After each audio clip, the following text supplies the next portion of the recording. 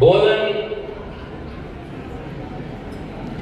ఒక టౌన్ మీటింగే, ఒక నియోజకవర్గ స్థాయి మీటింగ్, జిల్లా స్థాయి మీటింగ్ తిరిగా ఇవాళ జరుగుతూ ఉన్నదంటే బోధన్ నియోజకవర్గంలో, బోధన్ పట్టణంలో బీఆర్ఎస్ పార్టీ ఎంత గట్టిగా ఉన్నదో మనందరికీ కూడా అర్థమవుతా ఉన్నది.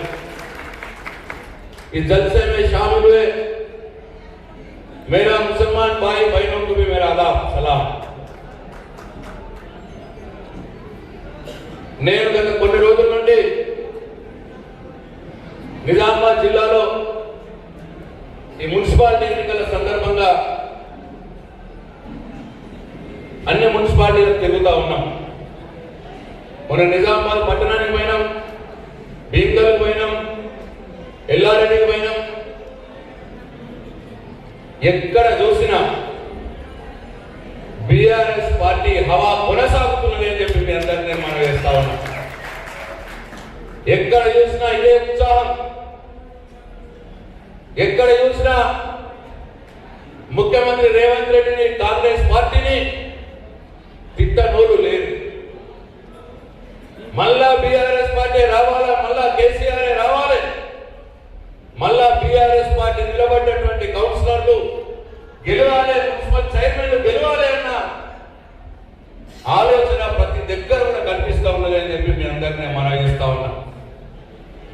ఇవాళ బోధన్ పట్టణంలో కూడా నాకేమాత్రం డౌట్ లేదు, షకీల్ గారి నాయకత్వంలో ఇక్కడ నిలబడ్డటువంటి 36 మంది కౌన్సిలర్లు మెజారిటీ, మంచి మెజారిటీతో విజయం సాధిస్తారనే పూర్తి నమ్మకం నాకు ఉన్నదే సందర్భంగా వేస్తా ఉన్నా.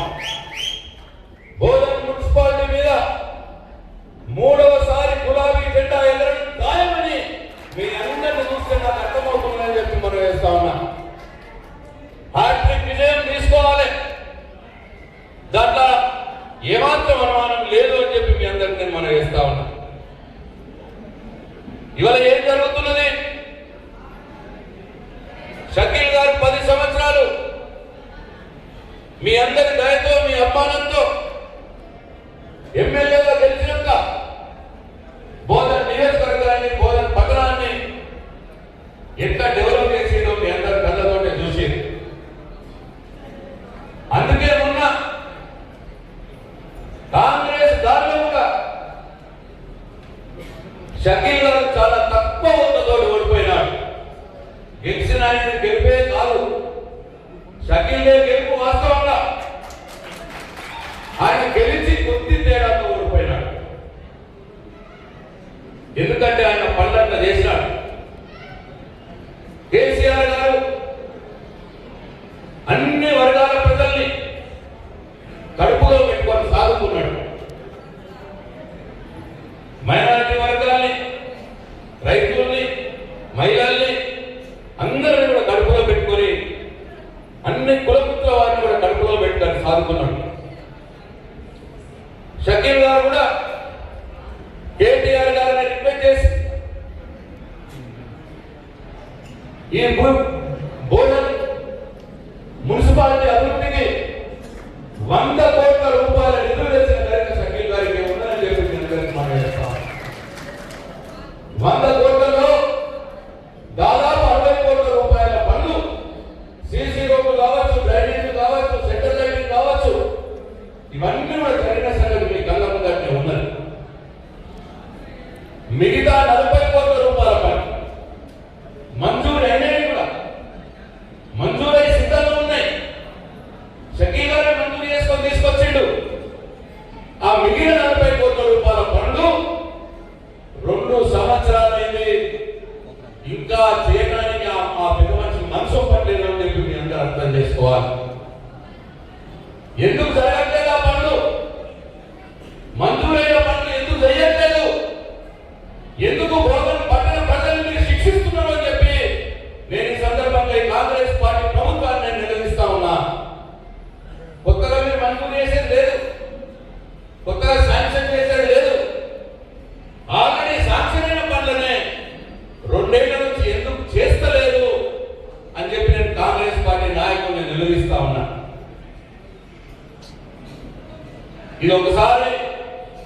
మనందరం కూడా ప్రజలకు అర్థమయ్యేలా చెప్పాలని చెప్పి మీ అందరికీ నేను మనం చేస్తా ఉన్నా. ఇప్పుడే చక్కి గారు చెప్పినారు, పగడపల్లి గ్రామంలో ఆ రివర్ మీద నది మీద చెక్ డ్యామ్ కడితే రైతులకు ఎంత లాభం కలిగిందో కూడా మీ అందరూ గమనంలోనే ఉండాలి. బోధన నియోజకవర్గంలో అనేక చెక్ డ్యామ్లు కట్టిన ఘనత షకీల్ గారికి దక్కింది. నేను ఒకటే ప్రశ్న వేస్తా ఉన్నా, మన పెద్ద మనిషి ఇరిగేషన్ శాఖ మంత్రి కూడా ఉంది కదా, మరి ఆయన ఉన్నప్పుడు ఎందుకు చెక్ డ్యామ్లు కట్టలేదు అని చెప్పి నేను అడుగుతా ఉన్నా. రైతులు గుర్తుకు రాలేదా అని చెప్పి నేను అడుగుతా ఉన్నా. మీ చేతిలో పనే కదా, ఇరిగేషన్ శాఖ మంత్రిగా ఉంది కదా, రైతుల కోసం చెక్ డ్యామ్ ఎందుకు కట్టలేదు అని చెప్పి నేను ఈ సందర్భంగా అడుగుతా ఉన్నా. మరి అనేక రకాలుగా బోధన నియోజకవర్గంలో కేసీఆర్ గారి దయతో, కేటీఆర్ గారి దయతో షకీల్ గారు అభివృద్ధి పనులు చేసినారు. ఇవాళ ఏం జరుగుతా ఉన్నది? 2 సంవత్సరాలు అయింది, ఒక తగ్గడి మట్టి కూడా ఎటు నుంచి అటు వస్తలేదు. మనం వేసిన రోడ్లు గుంతలు పడితే ఆ గుంతలు ముడిసే పని కూడా చేస్తలేదు ఈ 2 సంవత్సరాల నుంచి గవర్నమెంట్. ఎక్కడ రోడ్లు ఖరాబ్ అయినా రిన్యువల్ కూడా చేయని పరిస్థితి ఉన్నది. ఇదందరూ కూడా మీరు గమనించాలని చెప్పి మనం చేస్తా ఉన్నాం. ఏం చేస్తున్నారు? 2 సంవత్సరాల నుంచి ప్రజలకు ఇచ్చిన హామీలు నెరవేరుస్తలేదు. చాలా మాటలు చెప్పినప్పుడు ఎలక్షన్లప్పుడు ఒక్కటి కూడా చేస్తలేదు. మన మంజూరు చేసిన పనులని ఈ 2 ఏళ్ల నుంచి ఒక్క పని కూడా మొదలు పెడతలేదు. ఏం చేస్తున్నారు వీళ్ళు? దొరికినంత దోచుకొని తింటా ఉన్నారు. ఎక్కడ పడితే అక్కడ అవినీతే, ఎక్కడ పడితే అక్కడ కుంభకోణమే. సివిల్ సప్లైస్ లో కుంభకోణం జరిగింది. అట్లనే ఇవాళ మీ అందరూ గమనించాలి, మన రూపాయల కృష్ణారావు ఆయన డిపార్ట్మెంట్ లో కొత్తగా మద్యం బ్రాండ్లకు అనుమతిస్తే నాకు తెలియకుండానే ముఖ్యమంత్రి కార్యాలయం అనుమతులు ఇచ్చిండ్రు అని చెప్పి స్వయాన ఎక్సైజ్ శాఖ మంత్రి బయటపడుతున్నాడు.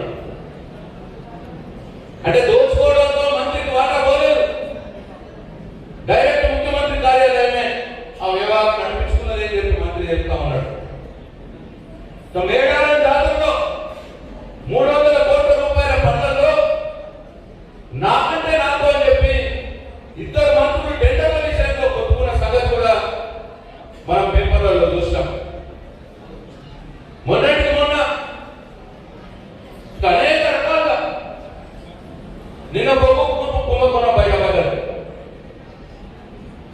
అది మరి బొగ్గు శాఖ మంత్రి బట్టి విక్రమార్క గారు, బొగ్గు గనేమో ప్రయత్నం చేస్తున్నది కోమటిరెడ్డి వెంకటరెడ్డి గారు.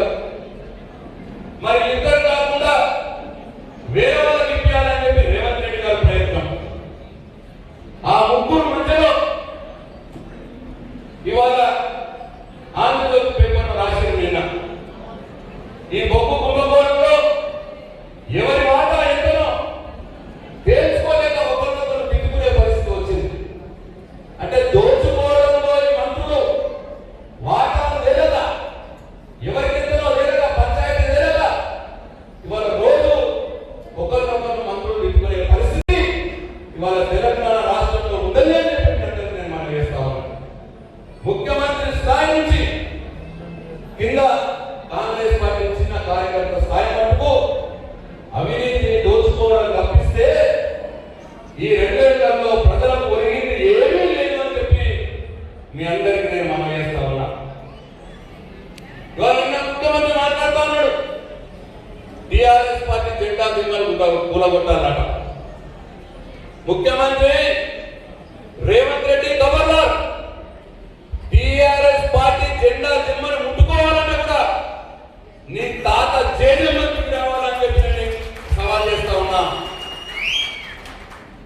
నువ్వొక తెలంగాణ ద్రోహి. తెలంగాణ ఉద్యమంలో తెలంగాణ ఉద్యమ గవర్నమెంట్ రైఫిల్ పట్టుకొని తిరిగిన తెలంగాణ ద్రోహి నువ్వు. ఇవాళ బోధన్ నియోజకవర్గంలో బోధన్ పట్టణంలో తెలంగాణ సోయి ఉన్నటువంటి ఈ పట్టణం ఇది. సంవత్సరాలుగా తెలంగాణ ఉద్యమం కోసం దీక్షా శిబిరం బోధన్ జేఏసీ ఆధ్వర్యంలో టీఆర్ఎస్ పార్టీ ఆధ్వర్యంలో బ్రహ్మాండంగా జరిగిన సంగతి ఒకసారి మీ అందరికీ నేను గుర్తు చేస్తా ఉన్నా. అటువంటి సందర్భంలో ఇవాళ రేవంత్ రెడ్డి తెలంగాణ వచ్చినాక ఓటుకు నోటు కేసులో తెలంగాణ ఎమ్మెల్యేలు ఎమ్మెల్సీని కొనడానికి వచ్చి డబ్బు సంచులతో దొరికినటువంటి దొంగ రేవంత్ రెడ్డి, తెలంగాణ ద్రోహుడు రేవంత్ రెడ్డి, నువ్వు టీఆర్ఎస్ పార్టీ జెండాను ముట్టుకునే ధైర్యం నీకు ఎక్కడికి చెప్పిన ఈ సందర్భంగా సవాల్ చేస్తా ఉన్నా. ఎస్, చంద్రబాబు నాయుడిని వ్యతిరేకిస్తాం మేము. ఎందుకంటే ఆయన తెలంగాణ వ్యతిరేకి. తెలంగాణ ఏర్పాటు సమయంలో ఢిల్లీలో పోయి తెలంగాణ ఇయ్యద్దు అని ధర్నా చేసినటువంటి వ్యక్తి చంద్రబాబు నాయుడు. అందుకే చంద్రబాబు నాయుడిని తెలంగాణ రాష్ట్రంలో నీ టీడీపీ పార్టీ తెలంగాణ వ్యతిరేక పార్టీ కాబట్టి నీకు ఇక్కడ స్థానం లేదు అని చెప్పి ఆంధ్రాకు పంపించింది తెలంగాణ ప్రజలు. నువ్వు చేసిన ఆ ఓటుకు నేటు కేసు వల్ల భయపడిపోయి చంద్రబాబు నాయుడే పాల్గొని ఆంధ్రాకు పంపిస్తే మేము ఆయన కేసీఆర్ ఆయన పాల్గొనలేదు, తెలంగాణ ప్రజలే పాల్గొనలేదు. నువ్వు తెలంగాణ వ్యతిరేకి కాబట్టి నేను చెప్పి నేను వల్ల తెలంగాణ సమాధానం నేను గుర్తు చేస్తాను. కాబట్టి ఇవాళ ఎట్టి పరిస్థితుల్లో మళ్ళీ కేసీఆర్ మన తెలంగాణ శ్రీరామ రక్ష అని చెప్పి తెలంగాణ సమాజం అంటా ఉన్నారు. ఇవాళ మీరు 2 సంవత్సరాలలో ఏమీ చేయలేదు. ఎన్ని మాటలు చెప్పారు. ఒకసారి నేను ఈ సందర్భంగా మీకు కొన్ని చూపిస్తాను. ఈ వీడియోలు మీ ఫోన్లలో పెట్టుకోండి దయచేసి. నేను శక్తి గారికి రిక్వెస్ట్ చేస్తా ఉన్నా, ఈ వీడియోలు మన కార్యకర్తలకు కూడా పంపించండి. మీరు ప్రతి దగ్గర కూడా ఓటు అడగడానికి పోయినప్పుడు ఈ వీడియో చూపించండి వాళ్ళకు. రేవంత్ రెడ్డి ఏమన్నాడో అర్థమైంది. చూపించి మరి చేసిండా అని అడగండి. మరి చేయనప్పుడు అలా ఓటు ఎందుకు వేయాలా అన్న ప్రశ్న మనం వేయాలా అని చెప్పి మీ అందరికీ మనం వేస్తా ఉన్నా. 1-2 వీడియోలు చూపిస్తా. మేము భీమగల్లో ప్రతి ఇంట్లో కూడా ఈ ప్రచారం జరుగుతూ ఉన్నది. బ్రహ్మాండమైన రిజల్ట్ వస్తూ ఉన్నది.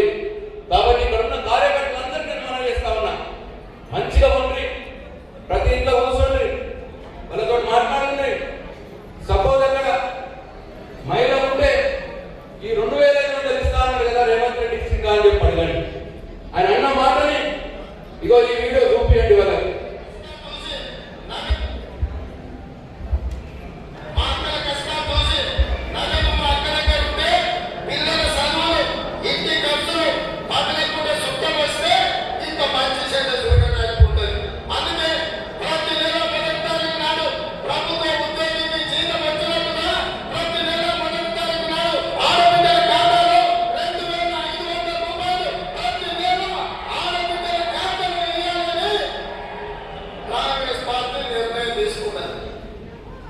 ఏషియమ్మ ఖాతాలో పడ్డా.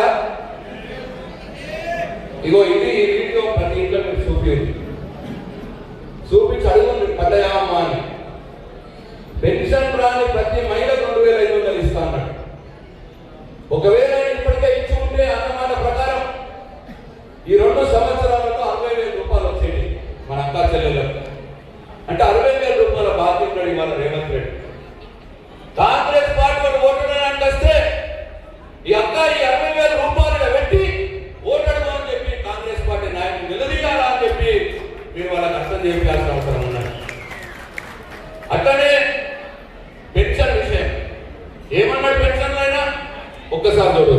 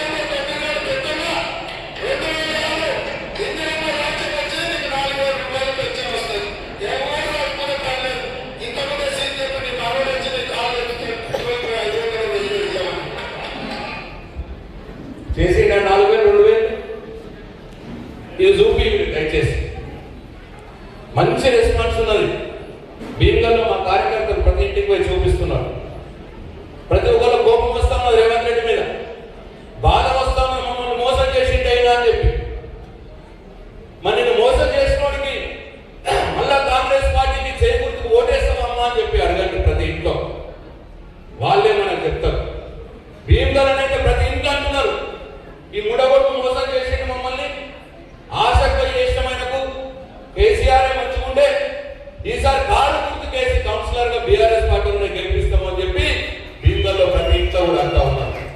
దయచేసి ఇటువంటి వీడియోలు అన్నీ ఉన్నాయి. తులం బంగారం అన్నారు, దాని వీడియో ఉన్నది. రైతు బంధు అన్నాడు, దాని వీడియో ఉన్నది. వడ్ల బోనస్ అన్నాడు, దాని వీడియో ఉన్నది. చాలా ఇట్లా అన్ని వీడియోలు కూడా షకీల్ గారి దగ్గర కూడా ఉన్నాయి. దయచేసి మీరు పంపించండి అందరికీ. మీరు మీ కౌన్సిలర్ ఒక్కొక్క కౌన్సిల్ వారికి ఒక గ్రూప్ చేసి, ఒక 5 10 మందిని గ్రూప్ చేసి వాళ్ళకి వీడియో ఇస్తే ప్రచారంలో ఇది బాగా పనిచేస్తూ ఉన్నది. ఆ వీడియో చూసిన తర్వాత వాళ్ళకి మొత్తం గుర్తుకొచ్చి వాళ్ళు కోపంతో బాధతో కాంగ్రెస్ పార్టీని శాపనార్థాలు పెడతా ఉన్నారు. కాబట్టి ఇది వాడుకోవాలని చెప్పి మీ అందరికీ మనం చేస్తా ఉన్నా. మనందరం కలిసికట్టుగా పనిచేస్తే టికెట్ అందరూ మనం కార్యకర్తలమే. ఎవరికి ఎక్కువ గెలిచే అవకాశాలు ఉంటే వారికి టికెట్ ఇస్తారు షకీల్ గారు. కాబట్టి టికెట్ రాని వాళ్ళు కూడా దయచేసి మరి పని చేయాలి. ఎవరికైనా టికెట్ రాని పార్టీ వాళ్ళు అందరం ఒకటిగా ఉండి పనిచేయాలి. అందరం కలిసికట్టుగా పనిచేస్తే తప్పకుండా మనమే గెలుస్తాం. బోధన్ మున్సిపాలిటీలో గులాబీ జెండా ఎగరడం ఖాయమని చెప్పి మీ అందరికి మనం చేస్తూ మరి అవకాశం ఇచ్చిన మీ అందరికీ పేరు పేరున నా ధన్యవాదాలు తెలియజేసుకుంటూ